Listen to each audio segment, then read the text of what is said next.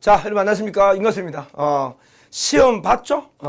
요번에 시험 본 학생이 한 50만 명쯤 된다던데 아마 제 생각에는 본론은 다 본 거 아닌가. 또 9월 되면 뭐 들어온 사람이 있다고 하는데 제가 볼 때는 일찌감치 들어온 것 같아요. 일찌감치. 그래서 요번에 문제를 봤는데 저는 나름대로 6월이 좀 어려울 거다라고 생각했었어요. 왜냐면 여러분 이제 6월, 9월에 대한 출제, 여러분 평가원 출제 원칙이나 그런 경향을 알고 있어야 돼요. 그럼 그런 게 있잖아. 내가 축구 선수인데, 얘가 우리나라가 내가 한국 팀이다. 근데 저기 우루과이다.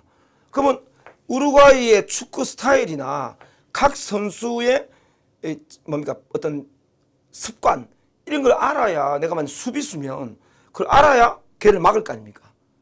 예를 들면 얘는 주로 왼쪽으로 한번 도는 척 하다가 오른쪽 도는 게 굉장히 많았더라 싶으면 막을 때도 그걸 예상을 한단 말이에요. 그러니까 뭐든지 상대를 잘 분석을 해야 자기가 거기서 어떻게 반응할 걸 알 수 있는데 여러분은 신경 안 쓰잖아요. 내신처럼 그냥 읽고 답하고 아무 계획도 없고 방법도 없죠. 예. 그러니까 항상 공부를 할 때는 방법이 되게 중요합니다. 물론 기본 실력을 쌓아야죠. 축구 기본도 안 되는 애가 방법만 있으면 안 되겠죠. 그런 상태에서 방법을 합니다. 이번 걸 봤을 때 큰 특징이요. 일단 EBS 반응이 많았다는 겁니다. 이게 좀 많았어요. 근데 이 EBS 반응이 많았다. 이게 뭘 의미하냐? 그래서 우리 이러잖아. 그래서 EBS를 좀 많이 공부해야 되겠다. 이게 엄청난 함정입니다. 이런 거 하면 안 돼요, 여러분. 뭐 EBS 하지 말란 말은 아니고 이런 식의 단순한 반응을 보이면 안 됩니다. 그럼 EBS 반응이 된 것이 내가 문제 푸는데 진짜 도움이 되려면 안 보고 지문을 말할 정도까지 지문을 공부해야 돼요. 진짜로. 만약에 시가 딱 나왔다. 시를 안 보고 이 시의 특징은 뭐고 내용은 뭐고 뭐가 중요하고 뭐가 뭐고 싹 다 딸딸딸 내신처럼 한 뒤에 지문을 거의 안 보고도 그냥 바로 문제 보면서 같이 읽어 나갈 수 있을 정도 돼야 EBS 효과를 볼 수 있어요. 근데 가능할까? 불가능합니다. 여러분 국어만 공부하는 게 아니잖아요. 영어도 해야 되지, 수학도 해야지, 탐구도 해야 되지. 그러니까 또 국어도 수특하고 수학 보시면 얼마나 두껍습니까? 그게 안 됩니다. 항상 본질로 돌아가라. 이게 중요한 겁니다. 이걸 왜 사람들이 안 하냐면 너무 당연하니까 자꾸 별거 아니라고 생각하는 겁니다. 되게 중요하거든요. 여기에 이제 내가 오늘 전체적인 총평을 하면서 문제의 좀 겨냥을 분석하면서 별로 틀린 게 없어서 해줄 게 없었는데 보니까 문법을 좀 틀렸더라고. 예, 그 문법을 약간 깊게 봐주고 나머지 문제 지문은 비문학에 조금 틀린 게 몇 개 있어요. 그래서 따로 제가 오늘은 바쁘니까 따로 한 번 더 올려서 아주 심층 분석으로 갈 겁니다. 네, 그래서 오늘은 이제 전체 개략적으로 보는 쪽으로 먼저 보겠습니다. 자, 우리 옛날에는요, 이 사이드 이야기인데 제가 메가 했을 때도 그렇고 해설 강의를 빨리 올리려고 쌤들이 발악을 했습니다. 발악을. 진짜. 제가 나중에 느꼈죠. 아무 의미 없는 짓이었다. 그리고 그냥 이런 총평도 아닙니다. 3시간짜리를 올린다니까요. 그래서 또 쌤들이 그날 저녁에 올리길래 또 난 쌤들하고 다르게 되겠다 싶어서 그 다음날 아침에 라이브로 올렸어요. 야, 나는 강의하다가 실수한 거 다시 막 찍고 그런 거 안 해. 난 라이브 칠 수 있어. 막 이런 걸 하는 거죠. 지나고 나니까 아무 의미가 없었어요. 왜? 여러분은 3시간짜리 강의를 다 보지 않습니다. 처음만 딱 보고 넘어갑니다. 자, 이번 시험 한번 볼게요. 저희도 간단히 얘기했지만 6월 모의고사는요. 사실은 신유형을 테스트합니다. 신유형을 만드는 거예요. 그러니까 아주 신유형을 막 갈아엎는 정도는 아니고 다시 말하면 요걸 보면 수능을 좀 어느 정도 예상을 할 수 있어요. 어느 정도. 올해는 작년과 다르게 이런 식의 유형이 나오겠구나. 이때 유형은 문제 유형? 노. 문제도 있지만 문제 유형은 거의 새로운 거고요. 뭘까요? 지문 유형입니다. 지문 유형. 보면 독특한 거 하나 나왔죠. 예를 들면 우리 이번 시험에 그 첫 번째 나온 게 사회 지문 나왔죠. 그죠? 이거 일반 사회 아닙니다. 법 지문입니다.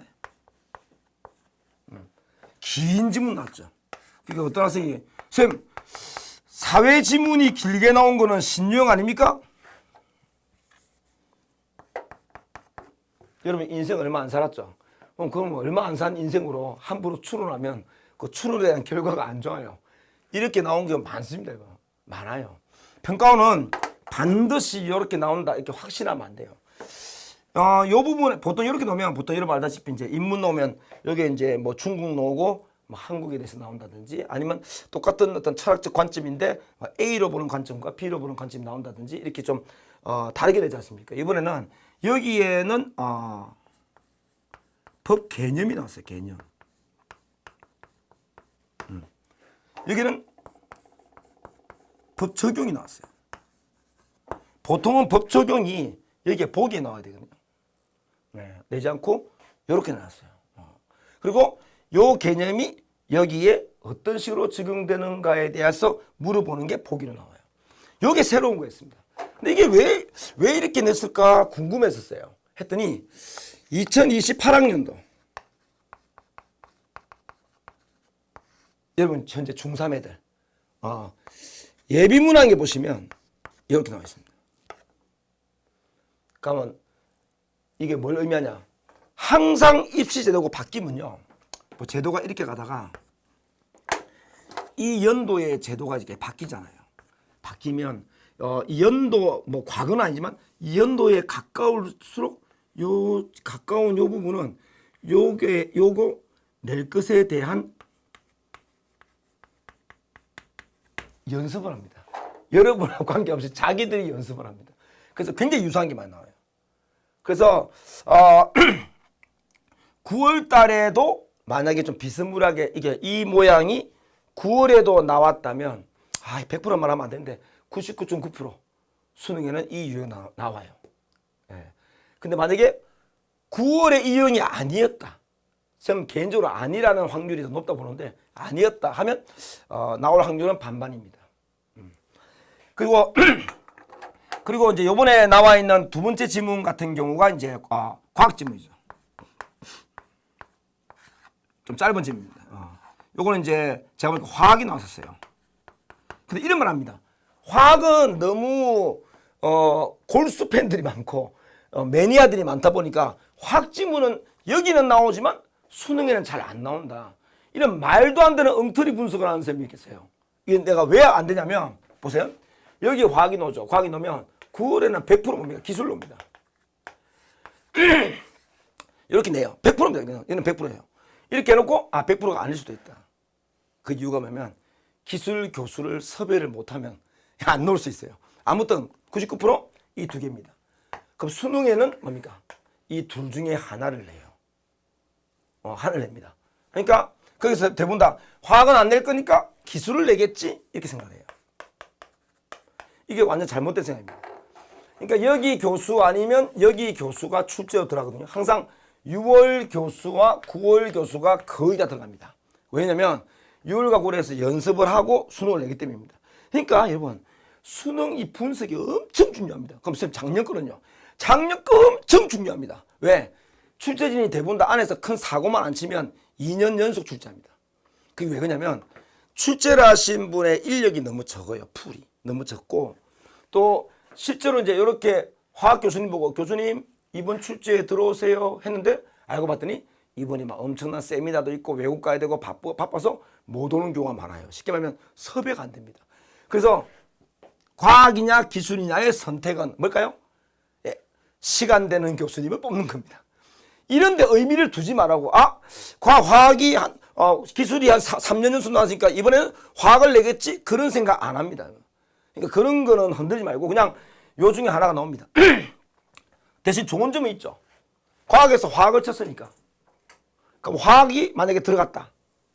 그러면 물화생지 중에 물리, 생물, 지구과학은 거의 안 놉니다. 화학이 놉니다. 화학이. 그럼 EBS를 만약에 공부하고 싶다 하면 화학 부분을 공부하는 게 도움이 됩니다. 자, 그리고 이번에 이제 과학 다음에 이제 나온 게 철학이었죠. 정보 철학. 정보 철학. 여기 나왔습니다. 여기 좀 어려웠어요. 지문이 좀 났습니다. 근데 요번에도 보면 굉장히 어려운 게 없습니다. 보니까 틀린 것도 한 50%대 정도 문제가 한 2개 정도가 배치되어 있고 나머지는 거의 다 맞춰서 아마 이거는 기존 전에 있던 윤석열 정부가 있을 때 말했던 킬러 문항 배제를 어느 정도 계속 지킨 것 같습니다. 그리고 그런데 그럼 이게 쉬웠으니까 9월에도 쉬울까? 저는 비문학은 계속 쉽게 나올 것 같아요. 하지만 요거보다는 좀 어려울 겁니다. 하지만 무조건 과거에 막 2022학년도 같이 막 그렇게 어렵게 안 놉니다. 쉽게 나오는데 요번에 이제 새롭게 본 게 문학입니다. 문학은 문제가 너무 쉬웠어요. 자 이제 하나씩 볼게. 여기에 법지문에서는 지문이 2개 나오죠. 이런 거는 이러면 풀 때 어떻게 푸냐면 다음에 수업할 때 보여주겠지만 1번 문제 딱 보시면 전개 방식입니다. 예, 전개 방식입니다. 보세요. 그럼 1번부터 5번까지 다 나와 있죠. 가는 어쩌고저쩌고 나는 이렇게 나옵니다. 2번도 가는 어쩌고저쩌고 나는 이렇게 나오죠. 일단 전개 방식을 볼 때는 서술을 먼저 보셔야 됩니다. 서술을. 왜요? 수능에 있는 지문은 그냥 100% 설명문이거든요. 근데 마지막 지문 딱 보면요. 한계점을 비판한 후 새로운 방안을 제안하니까 거의 논설문에 가까워요. 5번 답 안 돼요. 5번 빼고 시작이 돼요. 거짓말 같죠? 지금 그렇다니까? 뭐 설득한다, 주장한다, 절충한다, 비판한다, 논정한다, 뭐 결론을 도출한다. 이런 것들은 전부 다 답이 안 됩니다. 그 다음에 이런 것도 자, 요런 전개 방식 문제는 다 읽은 뒤에 푸시면 돼요. 근데 그 다음에 나오는 이제 5번 문제를 딱 보면 이 4번이거든요. 5번 문제면 A가 딱 나와 있죠. A. 그럼 A를 바탕으로 기억을 이해합니다. 이 A 안에 기억이 있어요. 이런 거 있죠. 저는 이제 궁금해서 옛날에 좀 출제 관련된 분하고 좀 알 때 물어봤어요. 한번. 이렇게 돼 있으면 지문이 이렇게 흘러나오다가 요 A 부분. 다음에 이제 지문이 이렇게 흘러가잖아요. 그러면 요 앞 뒤를 보고 이걸 봐야 되지 않습니까? 라고 물어봤어요. 왜? 아무도 흐름이니까. 흐름 속이니까. 근데 그분이 나보다 나이가 훨씬 많으신 분입니다. 어이, 금갑이. 묶었잖아, 이 새끼야! 땅! 한 대 맞은 느낌. 기호의 의미를 알아야 됩니다. 오늘 여기서 많이 배울 겁니다. 밑줄 딱 나와 있죠, 밑줄. 밑줄은 뭐냐면 그 앞 뒤에 답이 나옵니다. 아니면 그 단락만 보면 돼요. 대부분이 그래요. 네모가 딱 나오죠. 여기 이거 의심 안 했죠? 네모는 왜 쳤을까? 네모가 K다. 하면 이건 K 이야기가 끝날 때까지 읽고 답하는 겁니다.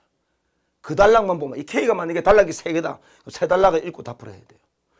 이렇게 그럼 또 화살표가 나와 있다. 이거는 인과관계입니다. 이런 기호에 대한 약속을 정확히 알고 있어야 되는데 요거는 아까 A까지만 딱 읽으면 5번 문제가 풀려요. 그 다음에 이제 6번에 나와 있는 학생의 반응. 반응은 끝난 뒤입니다. 그럼 정리할게요. 가를 읽으면서 A를 지나면서 5번을 풀고 가를 다 읽은 뒤 아까 말한 거야 6번과 4번을 풀면 됩니다. 4번의 일부만 풀면 됩니다. 자 그렇게 한 뒤에 그럼 쌤 3점짜리 뭡니까? 3점은 무조건 다 읽고 푸는 겁니다.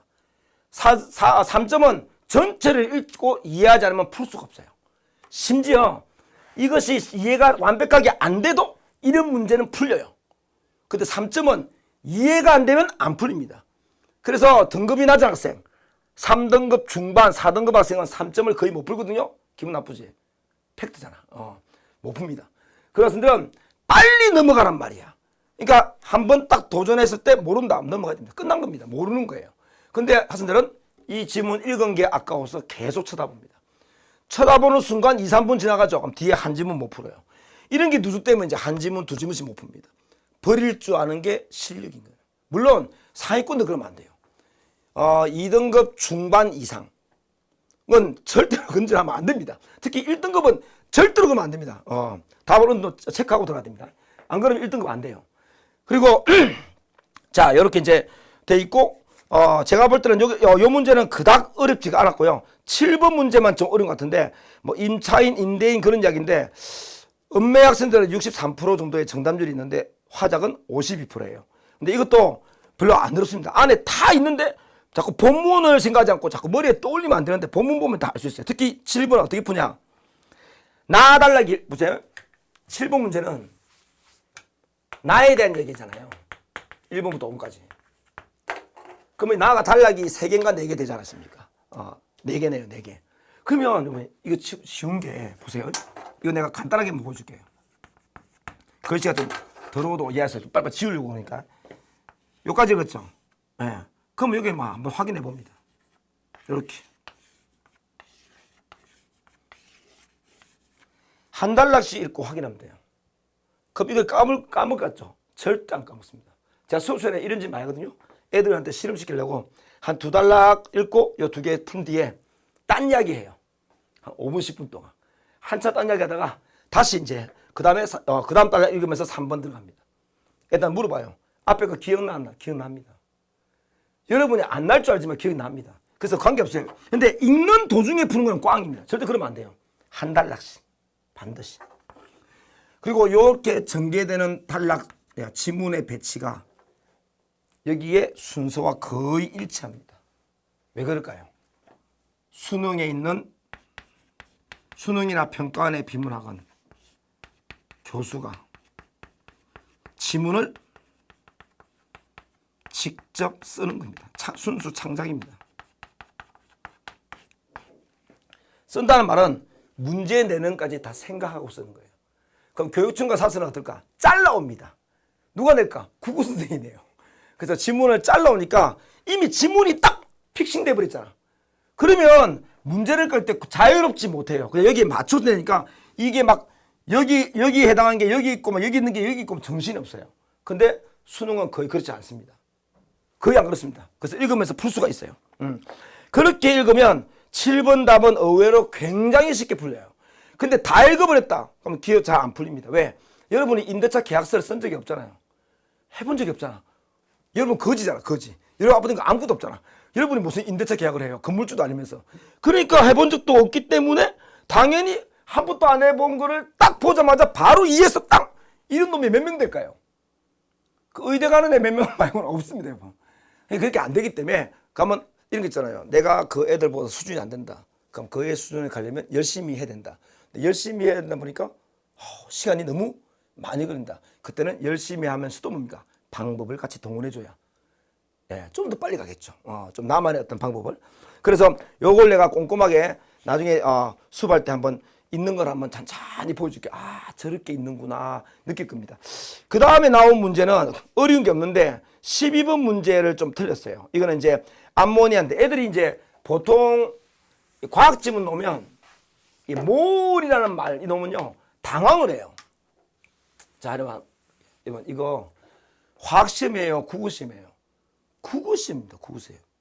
그러니까 국어적으로 접근해야지. 쌤도 잘 모릅니다. 내가 그래도 기억하고 있는 화학은 내가 배웠거든요. 화학은 수십 년 전에 배워서 기억도 안 납니다. 나는 영어 쓸 때 투모로우 철자도 기억이 안 나요. 근데 그게 기억이 내가 공유결합인가 뭐 그밖에 기억이 안 나요. 근데 여기 나와 있는 거 딱 보면 글을 읽을 때는요. 한번 보십시오. 아까 교수가 예쁘게 써줄게. 직접 글을 창작한다 했죠. 요거는 이제 비문학, 특히 비문학. 그럼 애들이 물어봐요. 선생님, 그러면 EBS가 반영은 뭡니까? 그는 생각해봐. 교수가 지문 쓰잖아. 손으로 다 쓴 뒤에 EBS 50% 반영하라는 것은 나라에서 정했잖아요. 그러니까 EBS 교재에서 소재를 가져오되 손으로 쓰면서 EBS 해당하는 단어를 이렇게 우리 백설기에 땅콩 박듯이 콩 박듯이 이렇게 박아 놓는 거예요. 이렇게. 그럼 반영된 거죠. 진짜라니까. 그런 반영이라니까. 그러니까 여러분이 EBS를 요번에는 좀 많이 가깝게 되긴 했어요. 한계를. 그럼 수능 그럴까? 저번에도 그랬어요. 저번에도 거의 비슷했지만 정작 수능에는 다 무너집니다. 그럼 뭘까요? 본질로 가야지. 자꾸 EBS를 외우면 안 된다. 그 정리하는 게 외우면 안 되고요. EBS도 이 본질로 풀리면 돼요. 그럼 다음에 그대로 풀면 됩니다. 아무튼 이렇게 땅콩 박듯이 이렇게 박아놓으면 하다 보니까 이 교수님이 이 글을 배치할 때 나름대로 넣어야 될 것 빼야 될 것 다 생각하고 집어넣어요. 그럼 교수가 우리를 어떻게 알고? 아니, 학교 선생님이 그 검토위원 들어가잖아요. 3개 팀이 들어갑니다. 1차 팀은 같이 들어가고 요즘 바뀐다 모르겠다. 2차 팀은 중간에 들어가요. 2주 뒤에. 그다음에 1주 뒤에 아마 3주차가 들어갈 겁니다. 팀이 3팀 들어가거든. 그럼 팀이 들어가가지고 교수님 배경지식이 너무 없어요. 배경지식을 넣어주세요. 아마 알았습니다 하고 단락을 길게 있을 수 없는 일입니다. 왜? 수능은 16페이지잖아요. 페이지가 이미 픽싱이 돼 있어요. 그 쌤들마다 지문 낼 때마다 지문의 길이를 미리 정해준다고 이렇게. 그러면 이의 제기가 들어왔다. 그럼 어떻게 할까요? 예, 삭제합니다. 다시 씁니다. 놀랬지? 다시 쓴다니까요. 조금만 이의 제기 들어와도 다시 씁니다. 자, 이걸 한 번 다시, 두 번 다시, 세 번 다시 쓰기 시작하면 자, 수능 날짜가 점점 다가오면서 시간이 쫄리게 되겠죠. 그러면 이제 막판에 적당하게 타협해서 냅니다.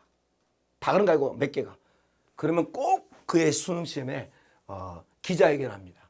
이번 출제 잘못해서 죄송하다고 일이 벌어집니다. 그러니까 원래는 이렇게 많이 질문하지 않지만 이상하면 무조건 삭제합니다. 자, 그래서 비문학은 교수님이 쓴다는 게 되게 중요하다. 그리고 문제나 선지의 배치도 지문을 읽어나가면서 풀 수 있게 맞춰놨다. 거짓말 같지? 아니라니까요. 쌤 수업 들으라니까. 그리고 더 중요한 거 지금 여러분 듣고 있는데 점수 안 올라갔죠? 예를 어떤 쌤 A 학원 인터넷 들었다. 계속 듣는데도 안 올라가고 변화가 없다. 난 똑같은 것 같다. 그럼 뭐 하려고 듣고 있어요? 진짜 오세요. 막 바꿔줄게. 그리고 내하고 상담을 해서 내가 전화까지 걸어줄게. 내가 원래 전화해서 상담 많이 하거든요. 예. 전화해서 내가 메일로 보내주면, 왜냐면 요즘 전화번호를 공개를 해버리니까 이상한 사람도 전화 와요. 그래서 여러분한테 메일한테 질문 게시판에 메일 남겨주면 내한테 메일로 전화번호 알려주면 내가 전화 걸게. 아니면 문자 카톡 하든지. 그래서 여러분의 고민 같은 걸 내가 다 해줄게요. 옛날보다 시간 많이 남아서 내가 얼마든지 해줄 수 있습니다. 예. 그래서 뭔가 선생님께 교정을 받으면서 가야지 인강을 방송처럼 듣고 날리고 하니까 맨날 그자리 제자리 걸음이잖아요. 자, 그 다음에 이제 이게 비문학이죠. 문학을 한번 봤어요. 비문학이 16분이 약간 어려운 것 같은데 안 어렵습니다. 이것도 읽으면서 처리를 안 하니까 문제. 자, 이거 하나만 보여줄게요. 이 비문학에서 이 마지막 철학 부분 있죠. 여기 지문을 딱 보면요. 단락이 하나, 둘, 셋, 세 개입니다. 이렇게 놓고 세 개 길게 돼 있어요. 문제가 14, 15, 16, 17, 17 3점이에요. 그럼 16은 2점이죠. 그러면 2점이 더 어렵죠. 항상 머릿속에 2점은 쉽다. 3점은 한번 꼬운다. 이렇게 생각하시면 됩니다. 그러면 여기서 14번 문제가 뭐냐면 여기 네모를 딱 했어요. 이름이 플로리디. 난 자꾸 플로리다로 자꾸 생각했어요. 플로리디의 정보 철학이 여기에 딱 있어요. 특히 첫 단락의 밑줄이나 네모는 그걸 전체를 읽고 답을 해야 됩니다.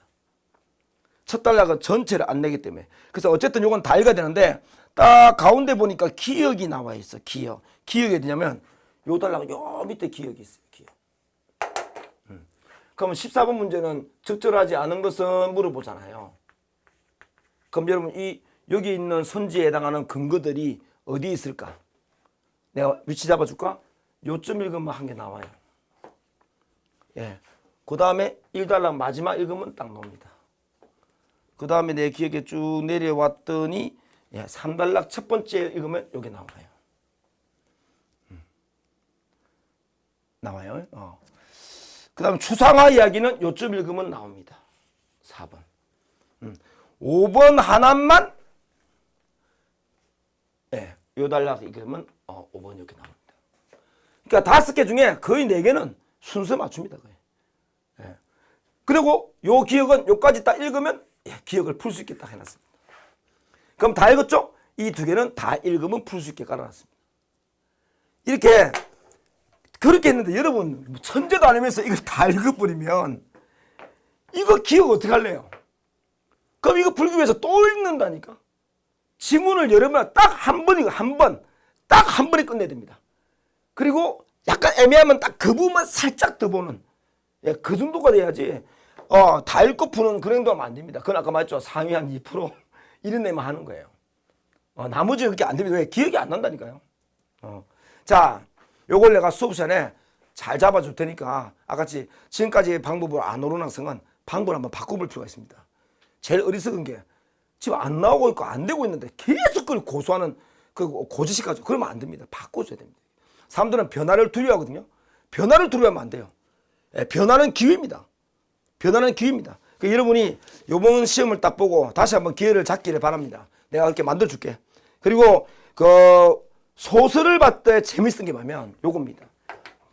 표구된 휴지. 요거는 EBS 반영이 아닌데요. 이게 현대소설이 나왔어요. 재밌는 게 이게 왔다리 갔다리 합니다. 시간이. 앞부분에는 친구하고 만나면서 화가 있나 이야기하면서 이거 휴지 이야기 하다가 갑자기 이 휴지에 얽힌 이야기로 들어가죠. 그럼 어떻게 할까? 21번에 보기 설명을 다 해주잖아요. 그죠? 그럼 이 보기, 여러분 중요한 건 이 보기를 읽을 수 있는 능력을 쌓아야 됩니다. 방법을 배워야 되죠. 그러려면 첫 번째, 비문학을 배워야 됩니다. 비문학을 잘 못하면 이것도 못 읽습니다. 자, 미리 알려줄게. 보기는 대부분 다 첫 문장이 거의 중심 문장입니다. 왜? 비문학은 여러분이 글을 읽어서 교수가 골탕 먹이기 위한 목적이기 때문에 비문학 지문은 세 지문으로 써야 될 걸 한 지문으로 묶어 쓴다든지 이렇게 괴롭힙니다. 근데 요거는 정보를 알려주는 보기이기 때문에 이거로 점수를 내는 게 아니기 때문에 정말 정확하게 글 쓰는 원리에 맞춰서 냅니다. 그래서 이게 딱 보면 여기 세 가지 말이에요. 외화, 내화, 또 다른 내화 이렇게 됩니다. 세 개 던졌죠. 그럼 100% 세 가지가 뭐야? 순서도 하나 안 바꾸고 딱 이렇게 설명해줘요. 정말입니다. 이게. 그 번호를 딱 매기면서 하면 돼요. 그래서 딱 읽었죠. 그럼 이거는 뭡니까? 내화, 외화, 또 다른 외화니까 뭐야? 구성이 왔다리 갔다리 하는구나 하고 생각을 하고 읽으네 하고 아무 생각 없이 읽다가 하다가 가네하고는 완전 다르잖아요. 그러니까 계획을 하고 접근된다고 얘기했지 않습니까? 계획을 하고 이 새끼는 우루과이의 수비인데 왼쪽으로 두 번 도는 척하다 오른쪽 도는 새끼야. 그러면 두 번 왼쪽 돌아니까 이번 오른쪽 돌겠지? 이거 딱 생각할 수 있잖아요. 그렇게 공부해야지. 누구한테? 저한테 배우면 돼요. 경험이 많잖아. 예, 많이 받지 않습니까? 그래서 내가 그걸 여러분한테 지문을 한번 내가 읽어줄까라고 생각합니다. 이 부분은. 예. 자, 그 다음에 그 다음 지문에서는 너무 쉽게 났어요. 홍정호의 동료가. 이거는 EBS잖아요. 해촌이건 아마 BEBS일 겁니다. 이거는 너무 쉽게 나왔어요. 이거는 그냥 교수님이 제발 받아라! 이렇게 막 점수를 던져주는. 예, 이걸 못 받은 학생은 꿀밤 좀 맞아야 됩니다. 정답률 꼬라지가 94%. 여러분 94%면요. 저는 6%를 만나고 싶어요. 이게 너무한 거 아니냐? 그래서 이거는 내 생각에 머리가 나빠서 틀린 게 아니고요. 실수했을 겁니다. 아니면 이걸 제일 마지막에 풀어가 시간 없어가 내리 찍었던지 그랬을 겁니다. 이건 틀릴 수가 없는 거예요. 그리고 이 3번 문제도 95%. 다 76% 이런 거는 근데 이것도 어려운 거 아니에요. 아니고 이거는 어떻게 틀리겠냐? 이 4번은 4번 선지를 A, B 했는데 이걸 살짝 바꿔놨습니다. 가장 많이 쓰는 방법이죠. 아까 내가 말하려던 놓친데 비문학도요. 읽다 보면 다만 하면 그 부분 나와요. 비례 반비례 그거 냅니다. 왜? 손으로 쓰면서 내려고 한 거라니까. 특별히 그거 냅니다. 모든 상황에서 한번 나옵니다. 예, 일부 상황에서 틀리게 합니다. 만 한번 따고. 그럼 이런 게 뭡니까? 중요하구나라는 걸 온몸으로 기억하고 있어야 되는 거야. 온몸으로. 그러니까 읽다가 다만이네 중요하겠네 이게 아니고 그냥 몸으로 반응이 들어간다고요. 움찔하는 거죠. 이게 중요한 거 알고. 근데 여러분은 중요하고 아는 층위를 똑같은 층위를 읽잖아요. 밋밋하게. 그 점수가 안 나오는 거예요. 뭐가 중요한지도 모르고. 그러니까 미리 예상도 안 하고 그냥 쭉 읽고 답을 하니까 또 문제에 따라서 다시 봐야 되는 거죠. 자, 아무튼 요거는 어렵지 않고요. 그 다음에 나온 것이 고전 소설 김진옥전인데 나는 솔직히 진짜 너무 쉽게 풀거든요. 이게 뭐지 했는데 이 30번 문제에 정답률이 엄매가 76, 화작이 66이에요. 제 생각에는 화자 가는 학생들 중에 아마 시간이 좀 없어서 그런 거 아닌가 싶은데 여기도 답이 다 나와 있어. 뭐 그냥 나와 있어요. 김진옥 전 영웅서사는 바다 모험담인데 초월세계 알죠? 영궁 이런 거 초월세계에 대한 변모된 서술 양식이 있다. 이게 중심 문장이에요. 초월세계에 대해서 변모된 게 있다? 그럼 이제부터 그에 대한 설명합니다. 어떻게 변모됐는데 보니까 이 작품의 초월세계는 인간세계와 보통은 다르다고 인식되지만 인간세계와 같은 갈등이 있더라. 그리고 다른 점이죠? 그럼 이런 것들이 본문에 뭐야? 100% 나와 있겠지. 그리고 더 재밌는 게 요즘은 지문에 물어보는 것을 전부 고딕으로 표시를 다 해놨어요. 찾기도 쉽게. 과거에 2005년, 6년, 7년 보십시오. 고딕 안 돼 있어요. 미친다니까. 왜? 그 글자 찾다가 시험 다 갑니다. 근데 지금은 너무 친절하게 교수님이. 그래서 요거는 보기를 읽는 능력. 요걸 좀 잘 써야 됩니다. 그 보기는 어떻게 구성되는가 방법을 아셔야 됩니다. 그걸 갖다가는 많이 안 걸려요. 이건 강의 그냥 한두 시간만 들어도 다 해결됩니다. 그런데 중요한 거는 한번 보실게. 이게 선지가 있죠. 근데 우리가 하다 보면 이런 건 느끼죠. 이건 선생님 근데 보기하고요. 이 선지에서 내가 아예 모르는 단어가 나와요.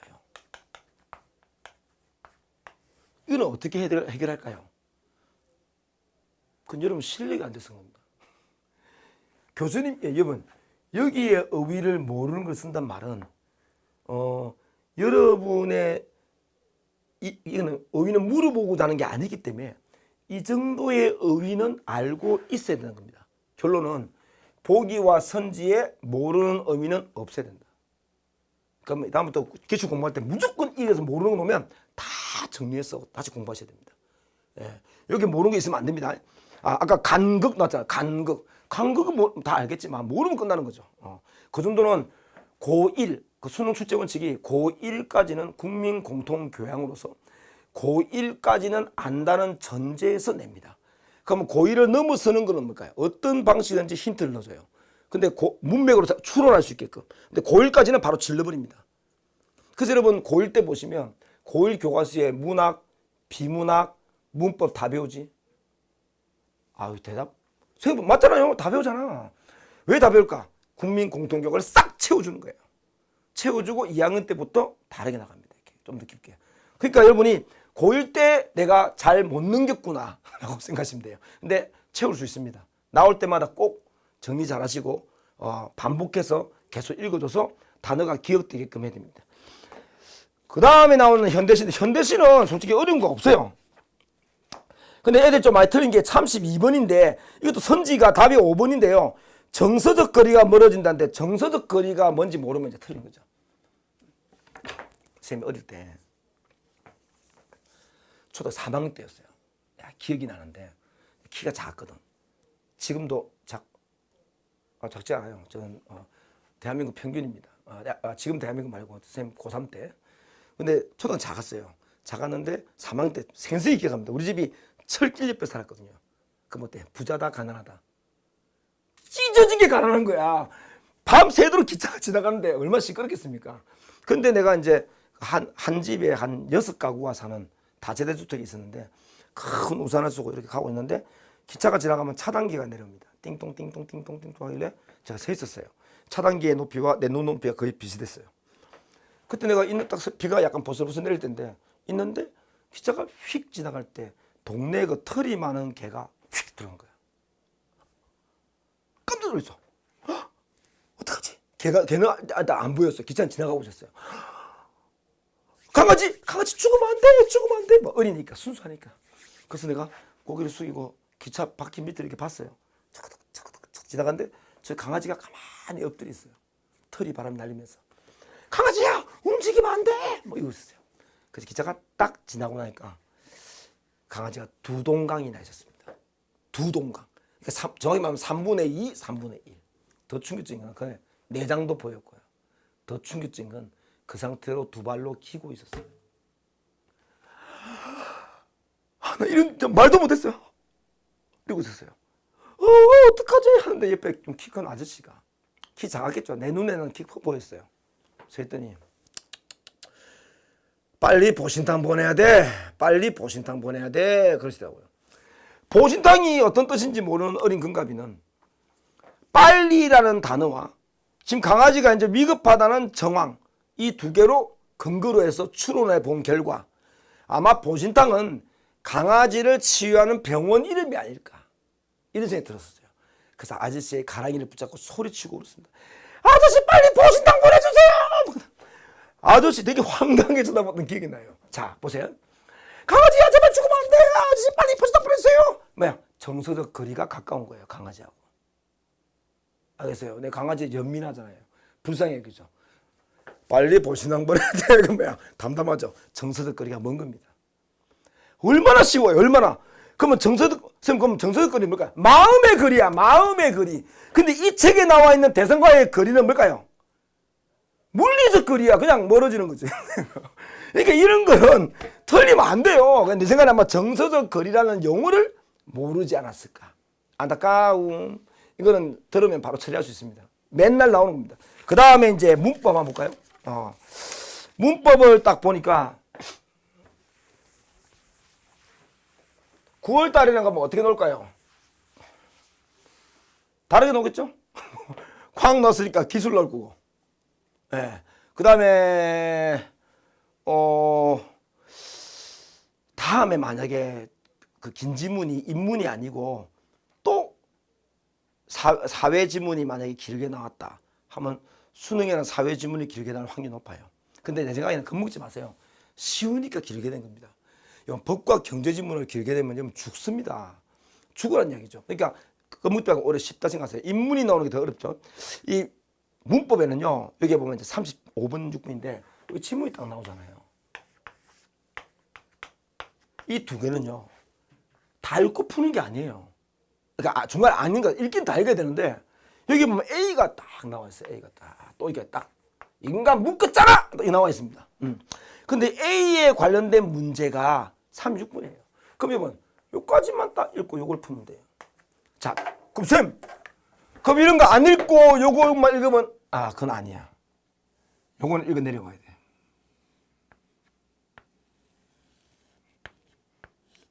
이렇게 해야 됩니다.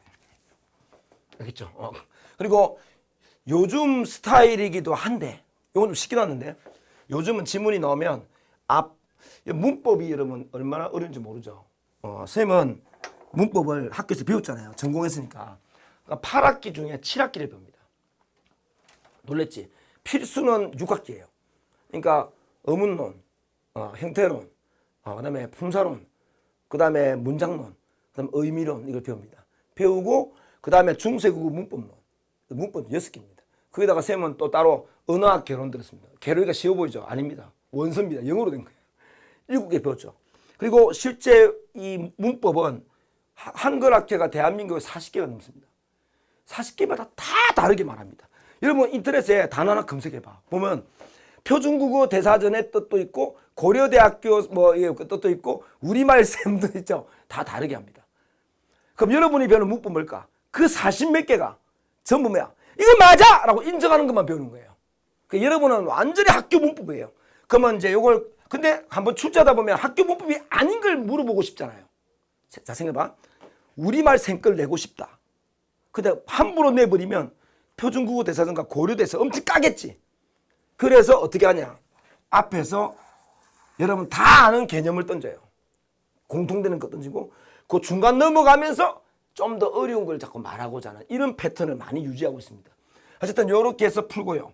그 다음에 여기에 빈자리가 있고 여기에 빈자리가 있죠. 그럼 이 두 개를 이용하면 여기 풀립니다. 수능은 손으로 쓰기 때문에 쓸데없는 글은 절대 쓰지 않습니다. 여러분 이런 게 있지 않습니까? 우리 이런 경험도 있어요. 문제를 딱 푸는데 제가 해줄 말이 너무 많아요. 진짜 너무 많아요. 너무 이게 있었는데 이런 적이 있어요. 여기에 막 A가 있고 뭐 다 있다. 여기까지도 뭐 A 뭐 B가 묶여 있다. 여기까지 묶여 있고 요 A 묶여 있고 요 니은 묶여 있고 뭐 기억 묶여 있고 다 했다. 그러니까 보니까 여기까지 딱 읽으니까 요 B를 물었다. 그러면 요거 읽고 이렇게 말하면 되죠. 끝난 거잖아. 끝났잖아. 근데 여기 보면 봐봐. 여기까지 끝난 줄 알았는데 여기에 약간 글이 한 줄, 두 줄 남는 거 있죠. 이거 무시하지. 거의 요 1번 문제 있죠. 내용 파악 문제에 이 하나에 걸칩니다. 거의. 그 정도로 쓸데없는 글을 쓰지 않아요. 왜? 글자 수가 딱 제한됐기 때문에. 그래서 꼼꼼하게 다 봐야 된다. 실수 안 하려면. 특히 초상위권들은 세만 때 배울 내용이 별로 없을 거예요. 왜? 잘하고 있으니까. 그럼 뭘 배우냐?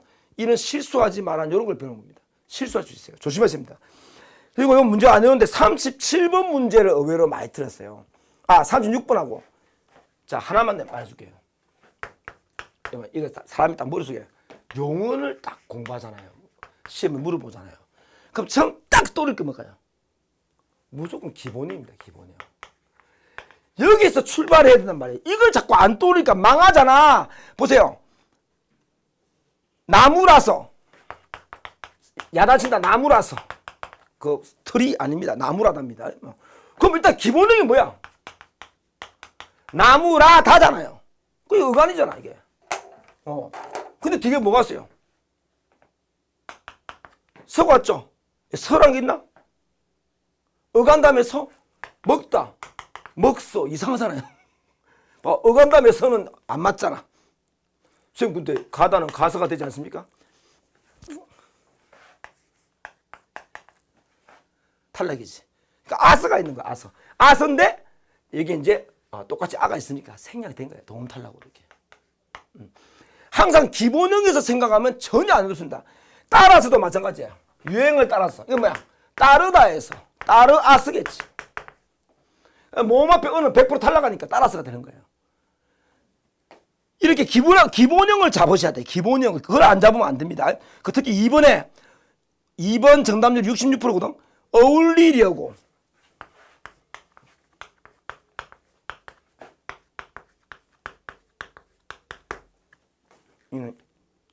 단어구나. 미안합니다. 단어. 이 두 개가 깔려 있어요. 그리고 또 기본형을 딱 떠올려보세요. 자, 보세요. 단어는 어디서 온 말이야? 단이다가 어간이죠?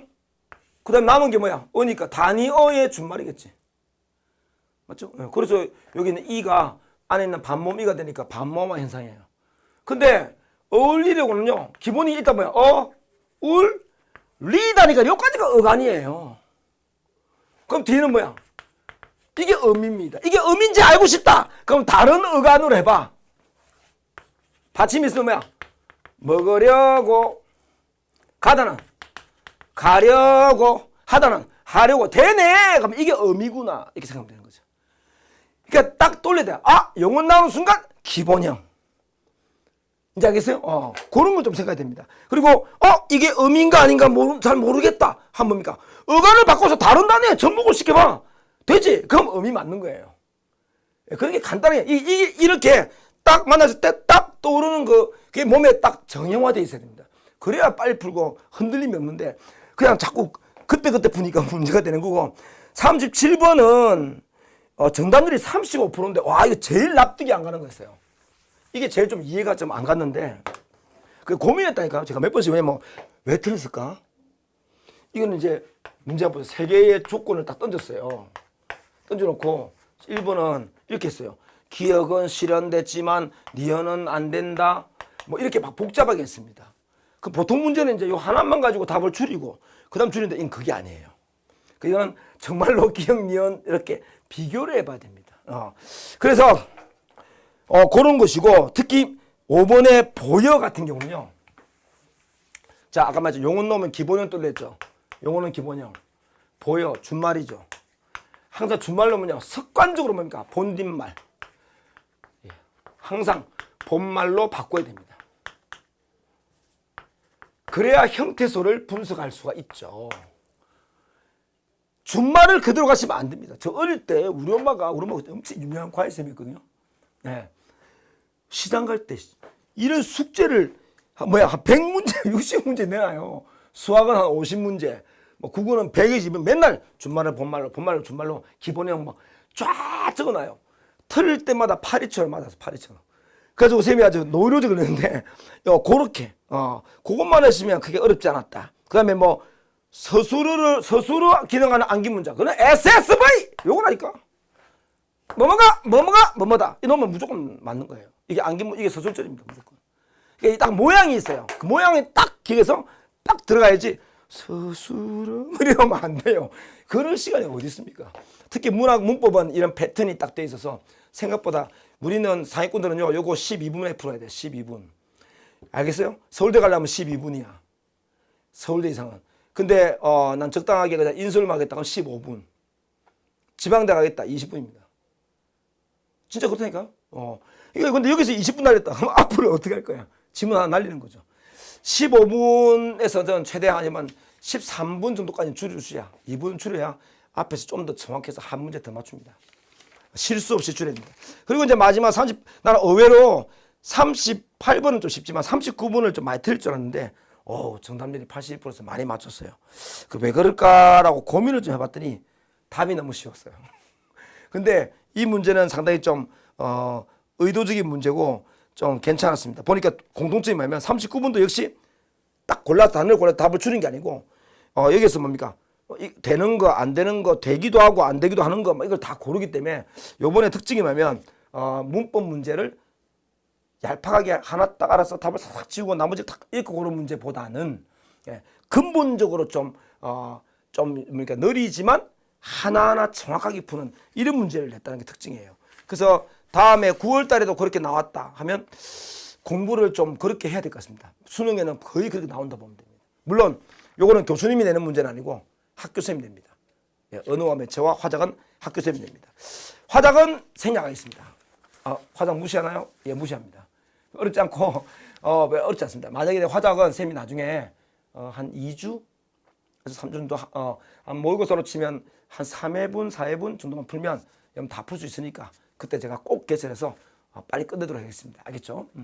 자, 오늘 시험 본다고 아마 점수는 안 좋았지만 얼마나 마음이 아팠겠습니까? 좋은 학생 좋은 대로 마음이 아프고 내가 뭐가 문제인지 알았죠. 그 문제점을 알고 방치한다면 그게 더 나쁜 사람입니다.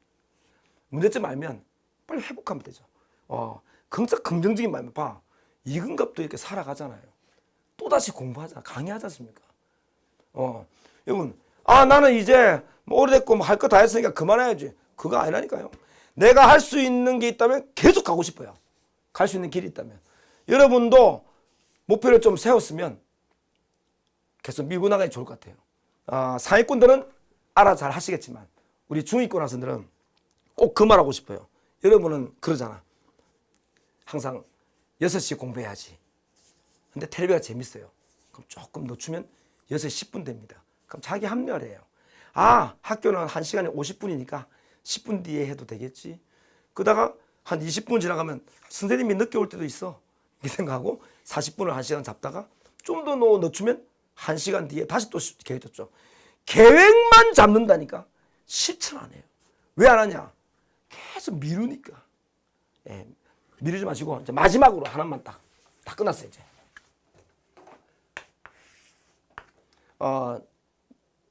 공부를 잘하는 딱 원팁입니다. 기출을 많이 푸는 게 아니고요. 정확하게 풀어야 되거든요. 이게 제일 중요하거든. 그럼 하나를 씹어 먹었는데 계획도 없이 막 씹어 먹으면 했다가 안 했다 그러잖아요. 선생님은 어떻게 하는 걸 권하냐? 내가 오늘 여기서 여기까지 공부했다.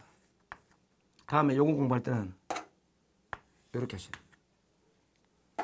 다음에 이렇게 할 때는 누적 반복으로 해야 되고요. 답이 있대서 답이 아니까 재미없어요. 이렇게 하면 안 되고 답이 있어도 나머지가 왜 답인지 왜 답이 아닌지를 100% 지문에서 잡아내고 지문에 이해 안 된 부분은 수십 번을 반복해서라도 하고 깨달을 정도로 그렇게 하시면 그 하나가 땅 풀리면서 딴 게 쫙쫙쫙 풀려요. 이 과정을 잘 못 거쳐요 학생들이. 그래서 저는 권하는 게 만약에 책이 나와 있다. 그럼 이 페이지 번호가 있을 거 아니야. 그럼 한 번 반복할 때마다 동그라미를 치는 거죠. 이렇게. 저는 동그라미가 5번 이상은 돼야 된다 생각하고 내가 지금 아까 만든 서울대, 의대 이렇게 하나 보니까 한 10년치를 7번 보내도 있습니다. 그럼 걔들은 바보라서 7번 봤을까? 아니 서울대, 의대도 7번 보는데 아니 공부를 못하는 애들이 맨날 새로운 거 풀고 실력도 4등급이면서 리터 지문 풀고 이런 이상한 지문을 하면 안 됩니다. 정상적으로 본질적으로 우리 본 강의에서 한번 반성한 상태로 한번 만나도록 하겠습니다. 오늘 고생 많으셨습니다. 안녕히 계십시오. 다음에 자세한 거 따로 올려드릴게요.